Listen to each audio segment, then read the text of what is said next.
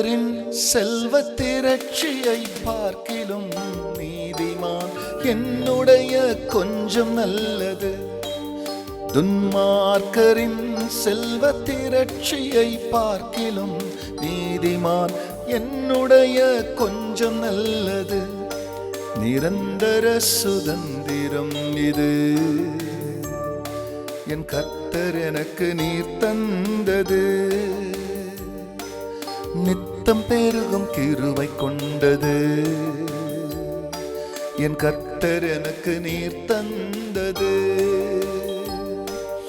ஏசையா ஏசையா ஏசையா என் நீதி நீர்தானையா. யெகோவாசிக்கே நீர்தானையா எங்கள் நீதி தெய்வம் நீர்தானையா. கர்த்தருடைய பரிசுத்த நாமத்திற்கு மகிமை உண்டாவதாக. ஆண்டவராக இயேசு கிறிஸ்துவ நாமத்தில் வாழ்த்துக்கள். கிருபையும் சமாதானமும் உங்களுக்கு பெருகுவதாக.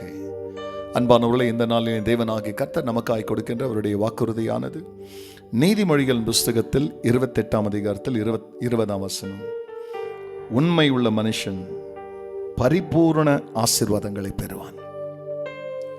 அன்பானவர்களே, இதோ இந்த இடத்துல தேவனாகிய கர்த்தர் உண்மை உள்ள மனுஷன் என்று அவர் சொல்லும் பொழுது ஒரு கேள்வி நம்முடைய மனதிற்குள்ள எழும்பலாம்.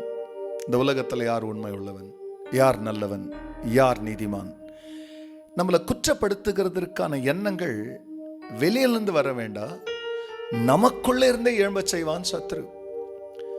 ஆண்டவராகிய தேவன் ஆபிரகாம் 99 வயதான போது அவர்கிட்ட சொன்னார், அபிரகாம், எனக்கு முன்பாக நடந்து கொண்டு நீ உத்தமனாயிருந்தார்.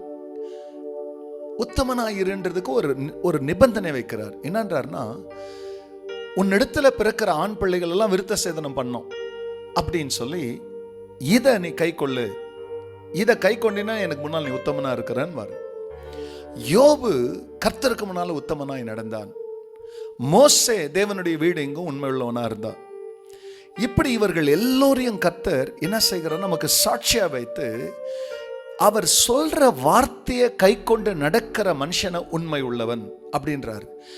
உண்மை எதென்றார்னா, என் வார்த்தையின் படி, உன் மாம்சத்துல உங்ககிட்ட சில பலவீனம் இருக்கும், ஆனா அந்த பலவீனத்தின் நடுவில் என் வசனத்தை கை கொண்டு நடக்கணுன்ற ஒரு தீர்மானத்துக்கு நீ வரப்பார்.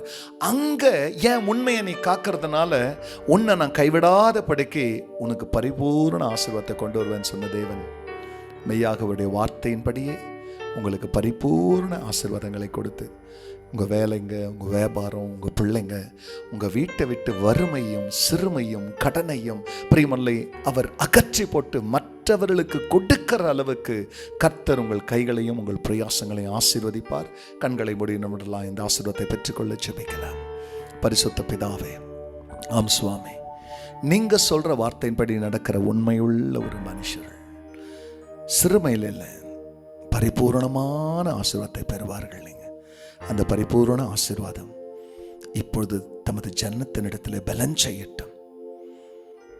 அவர்களுடைய சிறுமை மாறட்டும், கடன்கள் மாறட்டும், தரித்திரங்கள் விலகட்டும், அந்நியாய வட்டிக்கு அவருடைய பணங்களை கட்டாதபடிக்கு கர்த்தரும் பிள்ளைகளுடைய கைகளை திடப்படுத்தும் ஆசீர்வதியும்.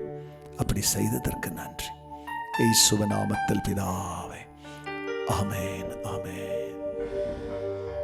என் நீதியை வெளிச்சத்தை போலாக்குவே, என் நியாயத்தை பட்ட பகல் போலாக்குவே. God bless you, church. Have a blessed day. Amen.